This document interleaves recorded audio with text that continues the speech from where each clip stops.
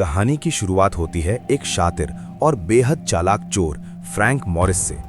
Bank चोरी के एक बड़े केस में पुलिस उसे पकड़ लेती है और सजा सुनाई जाती है उम्र कैद। लेकिन ये कोई आम जेल नहीं थी। फ्रैंक को ले जाया जा रहा था दुनिया की सबसे खतरनाक और सिक्योर जेल अल्काट्राज। अल्काट्राज एक छोटे से टापू पर बनी जेल थी, चारों तरफ खतरनाक समुंदर। कहा जाता था अगर कोई कैदी जेल तोड़ भी ले तब भी समुंदर उसे जिंदा बाहर नहीं जाने देगा। यही वजह थी कि यहाँ सिर्फ दुनिया के सबसे खतरनाक अपराधियों को रखा जाता था।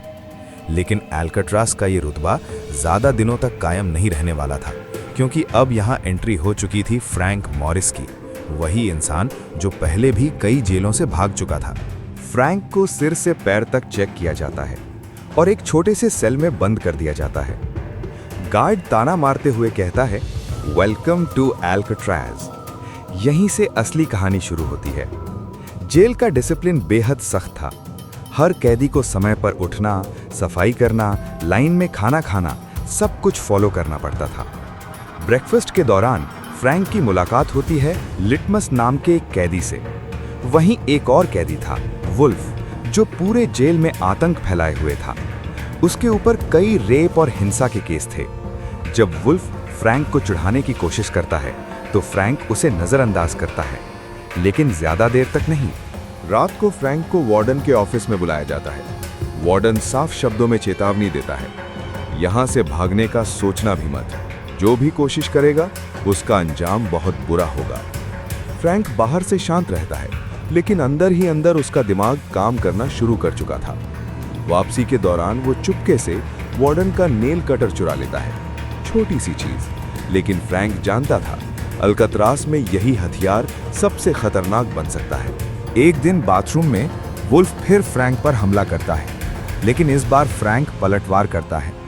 वुल्फ की इतनी बुरी पिटाई होती है कि पूरा जेल दहल उठता है। उस दिन के बाद फ्रैंक से हर कैदी डरने लगता है। फ्रैंक को लाइब्रेरी में काम मिलता है। वहां उसकी मुलाकात होती है इंग्लिश से, एक सीनियर कैदी जिसने अपनी आधी जिंदगी अल्काट्राज में गुजार दी थी। फिर वो मिलता है डॉक से, एक शांत कलाकार जिसकी जिंदगी उसकी पेंटिंग्स में ही बसी थी। डॉक कहता है, यहाँ हर इंसान पागल हो सकता है, मेरी पेंटिंग्स ही मुझे जिंदा रखती हैं। एक दिन वार्डन डॉक की सारी पेंटिंग्स फिंकवा देता है।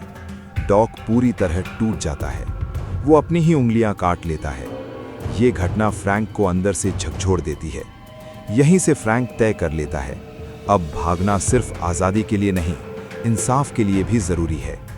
फ्रैंक को पता चलता है कि हर सेल में एक एयर वेंट है जो छत तक जाता है। वो धीरे धीरे दीवार खोदना शुरू करता है। चम्मच, नेल कटर, माचिस, हर छोटी चीज़ को हथियार बना लेता है। इस दौरान उसके साथ जुड़ते हैं जॉन, क्लैरेंस और चार्ली। चार्ली की माँ बहुत बीमार थी और यही उसे भी भागने के लिए मजबूर कर देता है। गार्ड्स को धोखा देने के लिए वे लोग नकली सिर बनाते हैं, बाल, पेंट, कागज और सीमेंट पाउडर से।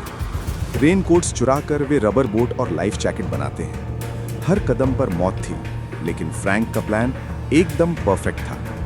मंगलवार की रात गार्ड्स का पहरा कमजोर था।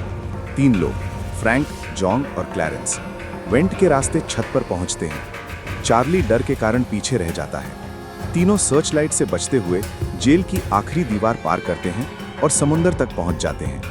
रेनकोट से बनी बोट में हवा भरते हैं और अंधेरे समुंदर में उतर जाते हैं। सुबह गार्ड जब सेल चेक करता है तो फ्रैंक के बेड पर पड़ा होता है सिर्फ नकली सिर। पूरे अल्काट्राज में सायरन बज उठता है। समुंदर में सर्च ऑपरेशन चलता है, लेकिन कोई लाश नहीं मिलती। वार्डन मजबूरी में रिपोर्ट लिखवाता है, कैदी समुंदर में डूब गए। लेकिन सच्चाई सब जानते थे। फ्रैंक मॉरिस दुनिया की सबसे सिक्योर जेल से भागने वाला पहला इंसान बन चुका था। 1 साल बाद अल्काट्राज जेल हमेशा के लिए बंद कर दी गई और फ्रैंक मॉरिस का नाम इतिहास में एक जीनियस कैदी के रूप में अमर हो गया।